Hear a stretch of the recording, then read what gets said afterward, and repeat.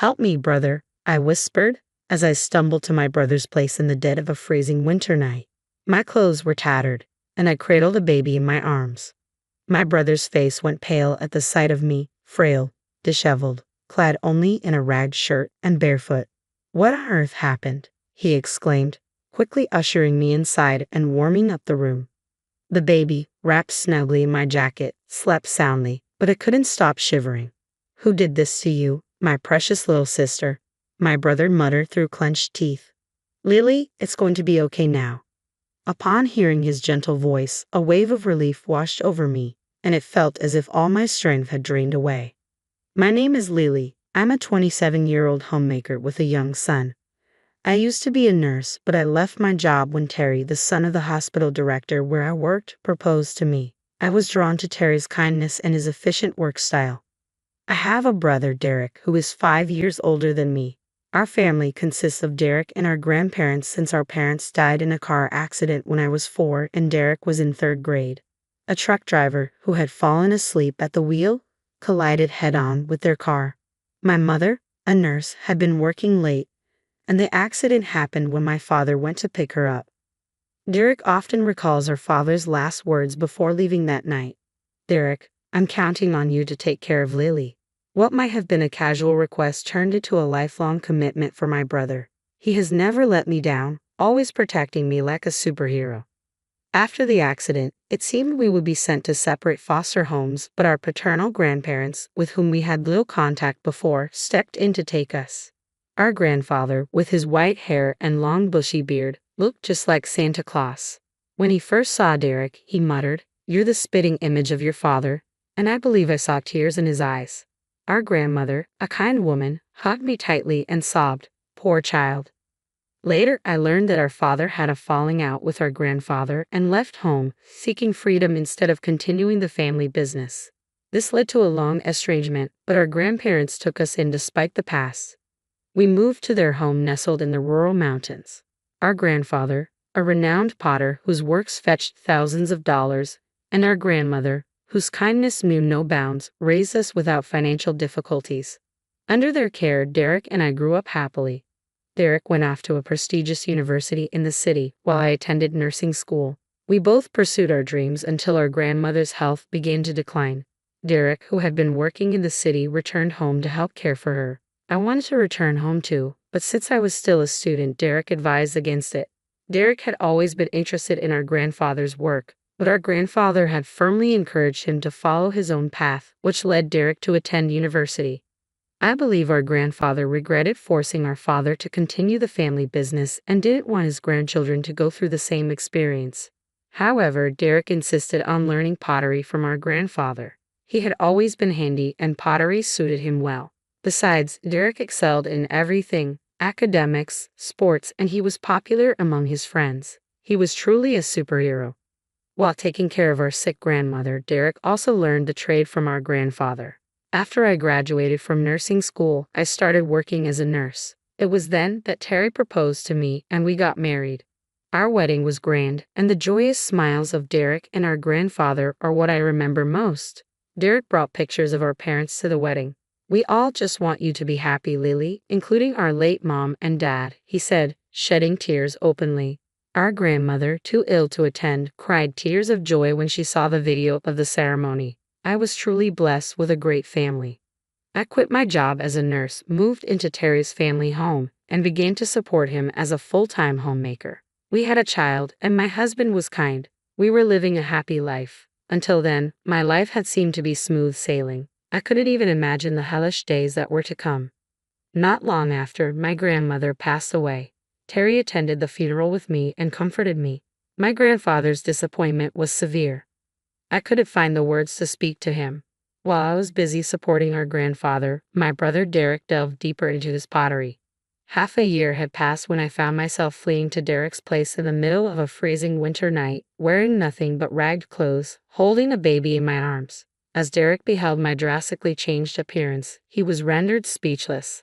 I stood there, so thin and weak, clad only in a tattered shirt, barefoot. "What on earth happened?" he finally managed to say, ushering me inside and warming up the room. The baby, wrapped in my coat, slept soundly, but I couldn't shake off the shivers that racked my body. Who did this to my dear sister? Derek muttered through clenched teeth.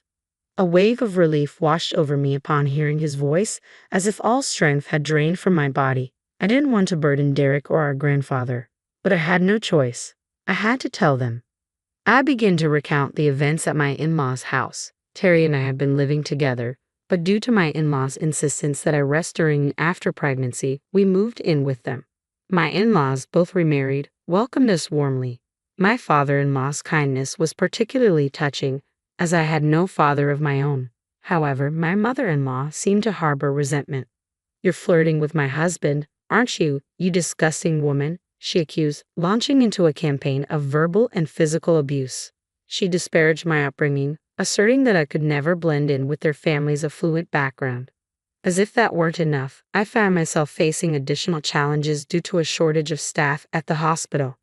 As a former nurse, I often found myself called in to assist at the hospital alongside my husband, Terry. However, during this time, I noticed something deeply unsettling. Terry, being the son of the hospital director, took it upon himself to reprimand the nurses in an unreasonable manner. "Move quicker. You're a nurse getting paid, aren't you?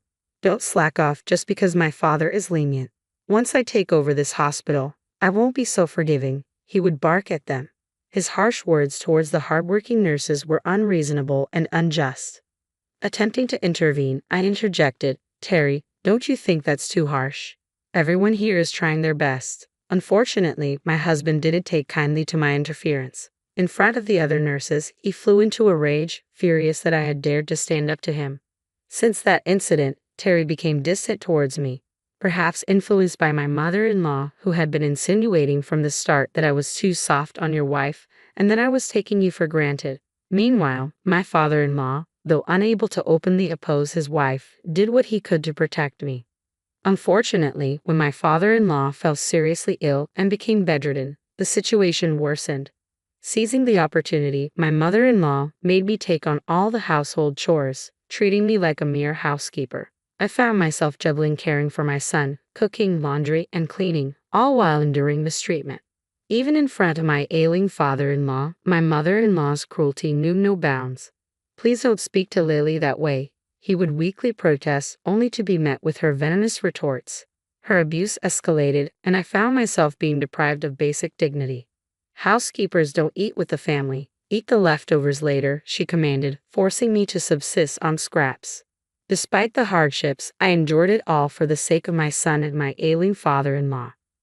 I was so distraught that I lost my appetite. When I glanced in the mirror, I was taken aback by the gaunt and worn reflection staring back at me. My husband's words cut deep. "I only married you because you were somewhat attractive, but I never imagined you become such a disheveled woman," he sneered, insisting that I relocate from our bedroom to the storage room. The cruelty was staggering. The verbal abuse didn't stop with me, it extended to our son. "Of course he's not smart. Look at who his mother is," my mother-in-law would scoff. "His constant crying is annoying. Make him stop right now," my husband demanded. It felt like something inside me had snapped. Determined to escape, my sole concern was my father-in-law's well-being. However, to my surprise, he urged me to flee to my brother's place. Pressing several $100 bills into my hand, he insisted I leave immediately. Without hesitation, I wrapped my son in my coat and hailed a taxi with the money my father-in-law had given me. I rushed to my grandfather's house, where I poured out the entire ordeal to him and my brother Derek. Derek, his usually calm demeanor replaced by a furious expression I had never seen before, clenched his fists in anger. Assuring me that things would be okay, he said, "You've been through so much. It's time to relax." Overwhelmed with emotion, I broke down in tears. Even my grandfather, typically reserved, muttered, "I can't forgive this." A few days later, leaving my son under my grandfather's care, I made the decision to return to my in-laws' house with Derek to retrieve my belongings. Having left abruptly without a word, I anticipated trouble upon our return. My husband greeted me with a cold gaze and muttered, "You finally returned, huh?" Derek, maintaining his composure, calmly stated, "My sister seems very distressed, so we'll be taking care of her for a while. We've come today to collect some of her personal belongings." To this, my husband retorted, "I married her, so if she doesn't come back, there will be no one to do the chores." That's a big problem for me. Looking down on Derek, my mother-in-law remarked, I heard you do pottery. It must be a tough life. Even if you take care of my daughter-in-law, it's going to be difficult for you, right? Please send her back. It's a problem for us too. I could see Derek struggling to contain his anger as we requested to retrieve our belongings. Directed to a storage room in the corner of the hallway, which served as my room, we found it cramped and neglected. Cardboard boxes and old appliances cluttered the space, with only a few changes of clothes for me and my son. There were no heating appliances, just a thin blanket and mattress. Derek, visibly shaken by the harsh conditions, confronted my mother-in-law. Is this where you've shoved my dear sister and her child? Her reply was callous. She should be grateful just to have a room. She's just a housekeeper after all. Eager to leave, yet concerned about my father-in-law, I wished to see him. He greeted me warmly and quietly handed me something, expressing his regret for not being able to protect me.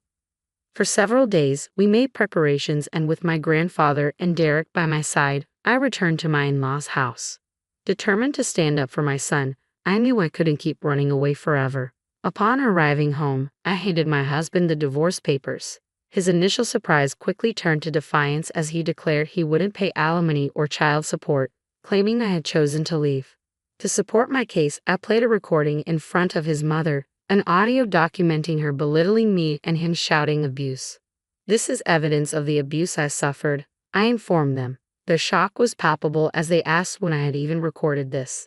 It turned out my father-in-law had discreetly recorded everything to help me, passing the recording to me when I collected my belongings earlier. My brother Derek, who had graduated from law school and passed the bar exam while assisting our grandfather, assured me that I had grounds for divorce. He promised to fight for me wholeheartedly. As the tension escalated, my wheelchair-bound father-in-law appeared, handing divorce papers to my mother-in-law. He, too, had recorded the verbal abuse he endured and was now ready to divorce. Preferring life in a care facility over living with my mother-in-law, he asserted his decision firmly. My mother-in-law's reaction was unexpected. She laughed and declared her willingness to divorce as well, eager to return to her luxurious life. However, the situation took a dramatic turn when my grandfather made a call, announcing his termination of any contracts with a family like ours. It emerged that the major department store, run by my mother-in-law's brother, was on the brink of bankruptcy. He had been negotiating to exhibit and sell my grandfather's famous pottery, and the deal was close to finalization. However, a call from her brother, severing ties with her, left my mother-in-law stunned. Realizing the gravity of her situation, she began to plead for forgiveness, admitting her wrongdoing. At that moment, it became clear that change was inevitable. I have nowhere else to go. Please let me stay here, Lily. I'm sorry. Please forgive me, my mother-in-law pleaded tearfully. But forgiveness seemed out of reach for us. We all coldly stared at her, unmoved by her tears. Yet amidst the tension, my husband seemed oblivious to the gravity of the situation. I'm set to inherit this hospital. If you want a divorce, I'll pay alimony and child support. I'll marry someone younger and prettier than you, he said to me, his words laced with arrogance. However, my father-in-law interjected with a single sentence that changed everything. The hospital has been sold, he declared, his eyes widening in shock. What? My husband's face drained of color as my father-in-law revealed that Terry had been orchestrating behind the scenes. Get out of here right now, my father-in-law screamed at his stepson. My husband, not legally adopted by my father-in-law, had no claim to his assets. In contrast, I, legally adopted by my father-in-law, had been well cared for. Realizing the tide was turning against him, my husband quickly changed his tune, pleading for a fresh start with me, but I coldly dismissed him. Afterward, my son and I found solace and happiness at my grandparents' house. With each passing day, my son cried less, finding joy in playing outdoors. Meanwhile, the divorce proceedings were finalized, the audio tape proving crucial in establishing my mother-in-law's fault. They now live in a small rented apartment, their attempts at finding new jobs faltering. On the other hand, my grandfather enjoys comfort in a high-end senior home, where we visit him often. Terry continues his passion for pottery under my grandfather's guidance. Remarkably, my brother found love at a pottery exhibition, dating a woman with a passion for pottery. As for me, I work as a nurse at a hospital near my grandfather's house, fulfilling my dream inspired by my mother's legacy.